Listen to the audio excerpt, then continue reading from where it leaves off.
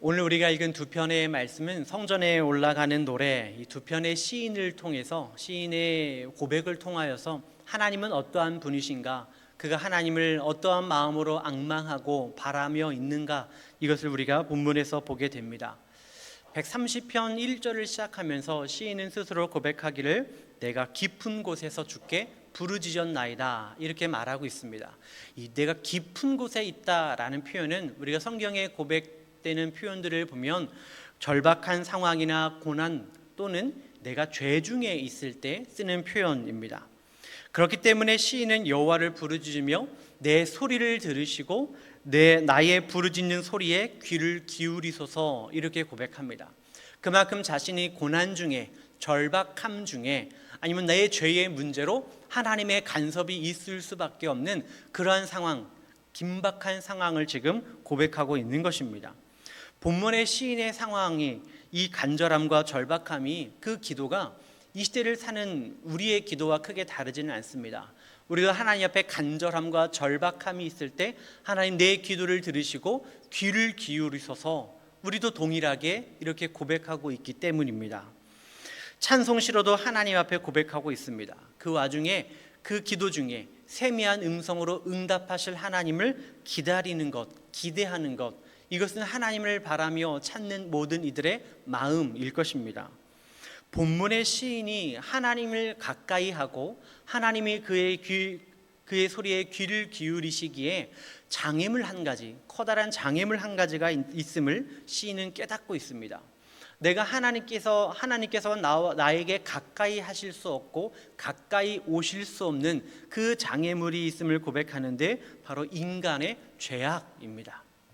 시인은 말하기를 주께서 죄악을 지켜보실진데 주여 누가 서리이까 라고 고백합니다. 내 소리를 들으시고 내게 귀를 기울이소서라는 고백은 하나님 내게 가까이 오시고 나와 함께 하시고, 이런 고백이지 않습니까? 내 신음을 들으시고 기도를 귀 기울여 들으시고 응답하소서, 이 고백 아니겠습니까? 그런데 우리가 하나님이 어떠한 분이신가를 성경을 통해서 볼 때 죄와 함께 계실 수 없는 분이심을 우리가 깨닫게 됩니다. 여호와의 빛이 임하면 어둠은 물러가고 죄인은 죽음을 면치 못하기 때문입니다. 성경에 기록된 표현들을 보면, 여러 저자들이나 성경에 기록된 인물들을 보면 하나님을 만나고 여호와의 사자를 만남으로 내가 죽게 되었다, 우리가 몇몇 본문에서도 거듭 보게 되는 상황이기도 한데요. 야곱이 천사와 씨름하고 그것을 분이엘이라 하였습니다. 분이엘의 의미가 무엇입니까? 내가 하나님을 대면하여 보았으나 내 생명이 보존되었다, 이것이 분이엘입니다. 내가 여기서 씨름하였고 하나님을 만났으나 내가 살았다, 내가 살았다는 증거와 흔적을 남긴 게 분이엘입니다. 하나님께서 모세에게 너는 나를 보지 못할 것이다, 그러면서 이유를 말씀해 주시죠. 나를 보고 살 자가 없음이라, 이렇게 말씀하셨습니다. 기드온이 여호와의 사자를 만난 것을 깨닫고 나서 이렇게 말합니다. 슬프도소이다, 나는 죽게 되었다, 망하였다, 슬프도소이다, 이렇게 고백할 때 여호와께서 기드온에게 말씀하시기를 너는 안심하라, 두려워하지 말라, 죽지 아니하리라, 이렇게 말씀하셨습니다. 삼손의 아버지도 주를 만나본 것 때문에 내가 부정한 사람인데 여호와를 만났으니 나는 망하였다, 이렇게 고백합니다. 어둠이 빛과 공존할 수 없듯이 죄인이 하나님 앞에 설 수 없다는 것은 이스라엘 백성들에게도 오랜 하나님에 대한 지식이었습니다. 그렇기 때문에 죄인이 하나님을 만남으로 인하여 죽을 수밖에 없고 대면할 수 없다는 것을 고백하는 것이죠. 그런데 우리가 아브라함의 하나님, 이삭의 하나님, 야곱의 하나님을 우리가 거듭 성경을 통해서 바라보았을 때 죄인을 만나주신 하나님의 모습을 보며 그 죄인이 죽지 않았다라는 기록을 우리가 보게 됩니다. 그들이 살아서 성경을 남기고 기록을 남겼기 때문입니다. 그들이 하나님을 보았으나 살았다라는 증거들을 우리가 성경을 통해서 봅니다. 시편에 오늘 우리가 읽은 본문의 시인도 그러한 고백과 역사, 하나님에 대한 그 일하심을 기억하면서 그 이유를 4절에 이렇게 말합니다. 사유하심이 주께 있음은 주를 경외하게 하심이니이다. 이 사유함이라고 말할 때 이것은 뭔가를 소유한다거나 생각하는 사유가 아니라 용서하는 사유입니다. 이 용서할 사자에 너그러울 유자를 쓰는 한자. 그런데 다른 본문에서 똑같은 원어가 사용된 것을 보면 이 사하신다, 죄를 사하신다라는 의미로 사용되었습니다. 그래서 이 사하신다라는 원어가 사용되는 곳마다 그곳에 앞에 오는 목적어는 무엇을 사하시는가? 우리의 죄를 사하신다. 그래서 죄를 사하시는 하나님, 그로 인하여 그는 주를 경외한다라고 고백하고 있습니다. 우리가 경외한다라는 표현은 두려움과 존경을 포함하는 의미입니다. 성경 곳곳에서 사용되었지만 주를 경외한다라는 표현이 이 똑같은 원어가 성경 곳곳에서 사용되었지만 많은 성경에서는 떨림과 전율, 진동, 두려움에 대한 의미로 이 경외함이 사용되었습니다. 존경과 경배에 대한 의미는 상대적으로 더 적었어요. 즉 하나님에 대한 경외는 두려움에서 비롯된다는 것을 우리가 생각해 볼 수가 있습니다. 그도 그럴 것이 죄 있는 자가 하나님을 만나면 죽는다. 많은 구약의 인물들이 고백했듯이 하나님의 심판과 저주를 떠올린다면 고대 신앙의 근거에서 하나님의 마음, 신의 마음, 그 심기를 불편하게 하지 않는 것이 좋겠다. 그래서 그를 경배하는 이유, 그 신전을 세우고 우상을 숭배하는 자들은 신이 행여나 우리에게 해코지를 할까봐, 재앙을 내릴까봐 그것이 두려워서 숭배하지 않습니까? 그런데 본문의 시인의 경외는 달랐습니다. 모든 사람이 죄를 범하였고 의인은 하나도 없으며 주께서 죄악을 지켜보실진데 용서하심이 하나님께 있다는 믿음으로 주를 경외하고 있습니다. 하나님의 심판과 저주가 두려워서가 아니라, 두려워서 주를 경외하는 것이 아니라 인간의 죄악마저도 능히 용서하시고 은혜를, 자비를 베푸시는 하나님을 경외하고 있다는 것입니다. 이 자리에 계신 성도님들은 하나님의 심판과 저주를 두려워함으로 주를 경외하십니까? 아니면 하나님의 선하심과 용서하심, 그 선하심을 믿음으로 주를 경외하십니까? 우리에게는 후자의 마음이 조금 더 클 것입니다. 구약의 하나님을 심판과 멸망의 하나님이고 신약의 하나님을 자비와 사랑의 하나님으로 양면으로 나누어서 보는 이들이 있었습니다. 그래서 구약의 하나님을 부인하고 신약의 하나님만을 참 사랑의 하나님, 참 하나님이라고 믿으며 구약을 폐하는 그런 이단들도 역사적으로 일어났었습니다. 그러나 구약의 하나님은 멸망과 심판의 하나님이고 신약의 하나님은 사랑과 자비의 하나님으로 나누어져 있는가? 결코 그렇지 않습니다. 우리가 구약의 성경을 통하여서도 하나님께서 멸망과 심판을 선포하시지만 그 이면에 여러 선지서들을 통하여서 거듭 말씀하신 것은 그들의 회복과 하나님의 구원하심을 말씀하고 계시기 때문입니다. 그 하나님의 구원과 회복, 그 언약의 말씀에 따라 우리 가운데 오신 이가 주 예수 그리스도 아니십니까? 깊은 곳, 이 어두운 곳에서 주를 부르짖는 시인은 자신의 절망 또는 죄를 고백하는 무거운 자리에서 하나님의 용서하심을 바라고 여호와를 기다리며 주의 말씀을 바란다, 이렇게 고백하고 있습니다. 그 기다림이 파수꾼이 아침을 기다리는 것보다 더하다라는 두 번의 반복된 표현을 함으로써 내 마음이 얼마나 간절한가, 이것을 고백하고 있습니다.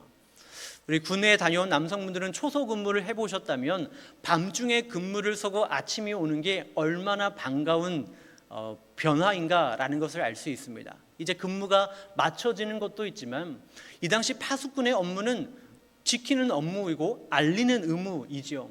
그런데 밤을 틈타서 적군이 침략한다고 했을 때 아무것도 보이지 않는 상황에서, 누가 나타날지 모르는 상황에서 긴장하고 떨림으로 서 있는 그 마음과 불안함을 해소할 수 있는 것은 속히 아침이 오는 것이죠. 지금 두렵고 떨림, 그 마음의 큰 고난과 힘든 상황 속에서 아침이 오기를 기다리는 것처럼 하나님의 도우심을 바라고 여호와를 바라는 그의 마음을 지금 표현하고 있는 것입니다.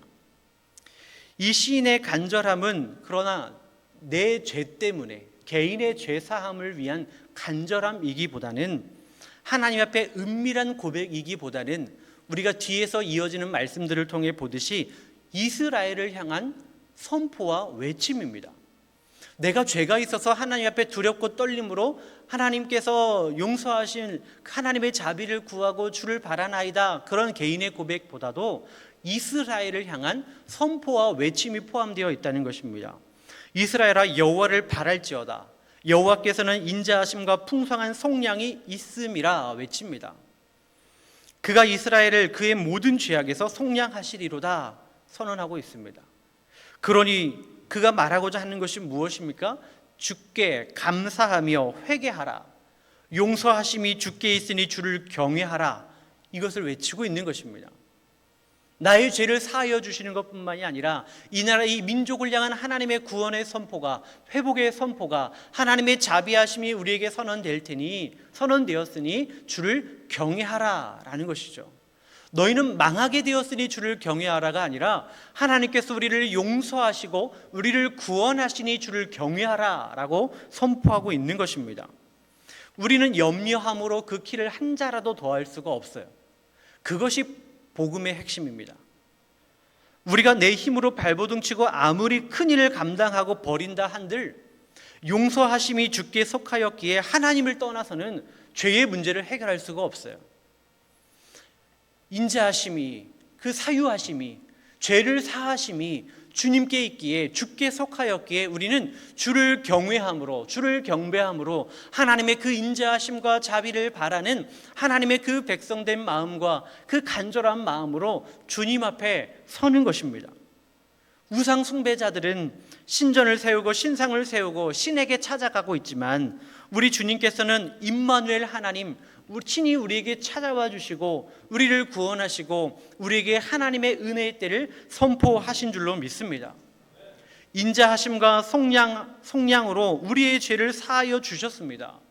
그 복음의 진리가 오늘 우리를 자유케 하는 줄로 믿습니다. 130편 1절을 고백하는 시인의 고백, 내가 깊음 중에 있다, 깊은 곳에 있다, 내가 좌절과 낭만과 고난 가운데 있다라는 그 고백과 더불어 그 끝은 어떻게 됩니까? 여호와를 경외하라, 영원토록 여호와를 바라라, 이스라엘아 주를 의지하라, 그 선포를, 그 외침을 이어가고 있는 것입니다. 그 하나님께서 우리에게 주신 진리의 복음으로 말미암아 우리에게 임하는 평안, 이 시인의 고백처럼 파수꾼이 아침을 기다리는 것보다 더 간절함으로 하나님의 용서하심을 바라고 하나님의 은혜를 바라고 그 하나님의 은혜를 입었을 때 그 마음이 어떠하겠는가? 131편 젖된 아이가 어머니의 품에 있는 모습과도 같다. 그 상황과 그 마음 상태를 우리가 생각해 보게 됩니다. 떠올려 보게 됩니다. 오늘 하루 성도님들의 마음이 고요하고 평안하게 되기를 축복합니다.